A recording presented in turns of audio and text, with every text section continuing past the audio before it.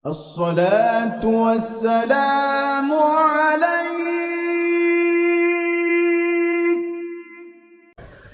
Saya laki-laki 25 tahun. Saya pengen banget cepat menikah supaya terhindar dari banyak dosa. Tapi mungkin Allah lagi nyiapin jodoh buat saya. Ini husnuzon tingkat tinggi yang spesial banget. Jadi saya hanya bisa bersabar menunggu. Jangan ditunggu, minta carikan sama Profesor Ilyas. Banyak mahasiswi beliau, pasca sarjana. Saya kan tak minta carikan aja, dapatkan. Jangan kalian datang sendiri petantang petenteng, datang ke rumah calon mertua tadi pakai celana kuyak, mana diterimanya? Pak, izinkan aku minang anak gadismu, akan kubawa segenggam cinta dan masa depan. Makan waanglah cinta lu. Tentu bawa rekom ustad-ustad, minta rajin-rajin ke masjid. Di luar tema dosa. Baik. Saya dari masyarakat ada di kampung saya. Penduduknya dari kurang 40 atau 50. Tapi dia berniat atau semangat sekali untuk membangun masjid. Dan masjid itu sudah jadi. Namun pada waktu sudah jadi masjid, jadi mereka sholat Jumat di situ.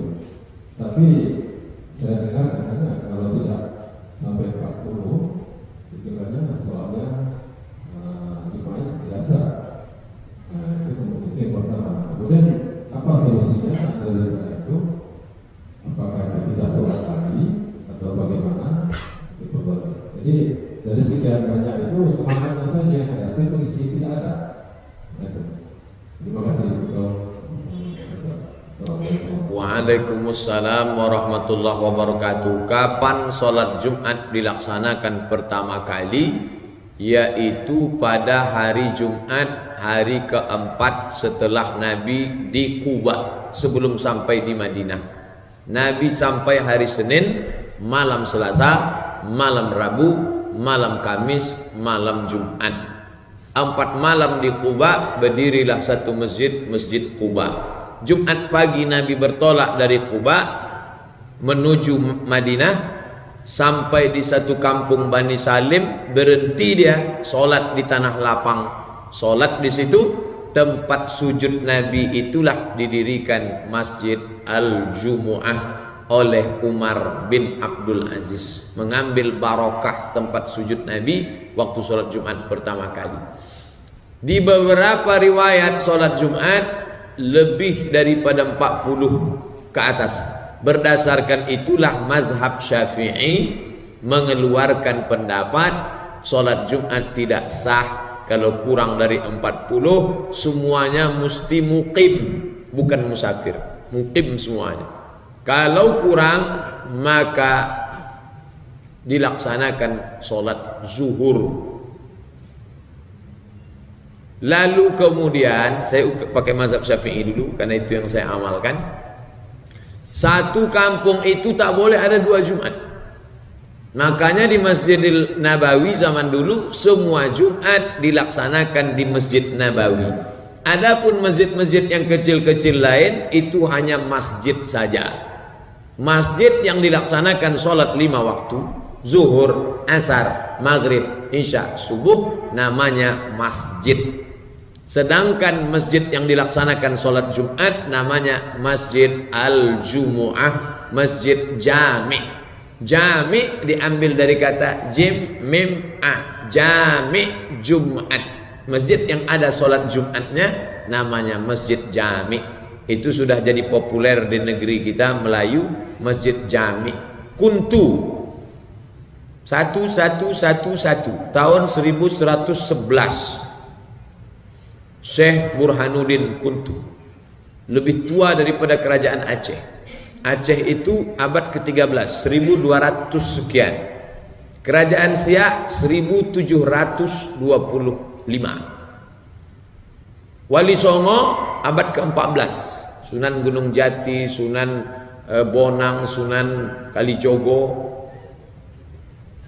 Sedangkan Kampar Kiri itu lebih tua lagi. Satu. Masjid cuma satu, masjid induk. Sedangkan nampak macam masjid itu musola, surau. Surau untuk suku ini, surau untuk suku ini, surau untuk suku ini. Nanti solat Jumatnya tetap di masjid induk. Itu contoh mazhab Syafi'i yang ada di negeri Melayu. Tidak boleh ada 2 Jumat dalam satu negeri. Mazhab Syafi'i. Lalu yang dilaksanakan kita ini sekarang banyaknya apa? Mazhab Hanafi. Jadi kalau di mazhab Syafi'i yang asli, maka selesai solat Jumat itu dilaksanakan solat zuhur. Masih dilaksanakan di Pandeglang, di Banten. Setiap selesai solat Jumat, mereka solat zuhur lagi. Bingung jamaah kita yang baru pulang dari Pandeglang, nanya saya, ini aliran apa nih Pak Ustadz? Itulah mazhab Syafi'i itu. Karena solat Jumat itu tak sah, maka tetap solat zuhur. Kenapa tetap dilaksanakan solat Jumat? Untuk menghormati Jumat. Tak tahu sah yang mana, maka setelah solat Jumat mereka solat zuhur lagi. Nah, jadi kalau ada orang mengatakan saya ni Syafi'i tulen nih Pak Ustaz, mana pula tulen? Bercampur sama Hanafi. Karena ada kata mazhab Hanafi, kalau dalam kota itu banyak, tak terhindarkan lagi, maka sah. Masjid An-Nur, di depan Masjid An-Nur, Masjid Gunung Merah. Di samping di belakang Telkom masjid, ada lagi banyak sekali masjid. Maka dalam hal ini itulah hikmahnya 4 mazhab, Syafi'i, Hanafi, Maliki, Hambali. Nah, kalau kampung itu kurang jamaahnya 40, apa solusinya?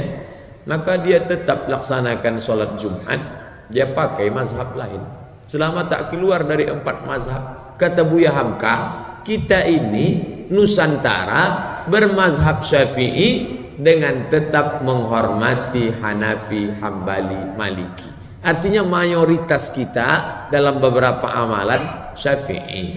Mana tahu di daerah pemukiman sana kurang, tetap laksanakan sholat Jumat asal menurut urf sudah. Karena kalau dikatakan tak ada Jumat, orang tak sholat sama sekali nanti. Sementara di situ orang perlu menyampaikan tausiah. Macam kami masuk ke pedalaman suku Akit di Sokop, suku Talang di Indragiri Hulu, itu bisa-bisa kurang. Maka tetap laksanakan solat Jumat, sampaikan khutbah. Karena kalau tidak nanti orang tak dapat pencerahan, Islamisasi. Kalau ditunggu orang mukim, kami baru 2 hari di situ, kami tak mukim, musafir. Kalian ajalah solat. Kita datang mau ngajak orang solat. Kalau kita tak solat, apa kata orang? Nah, oleh sebab itu ikhtilaf antara ulama itu adalah sebagai rahmat, bukan hadis. Ikhtilafu ummati rahmat, bukan hadis. Itu kata-kata hikmah. Baik.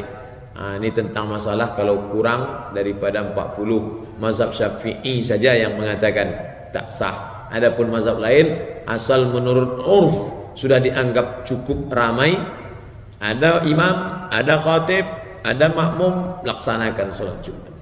Wallahu a'lam bishawab. ولولا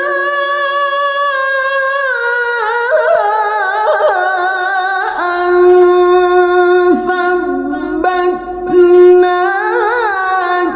لقد كدت تركن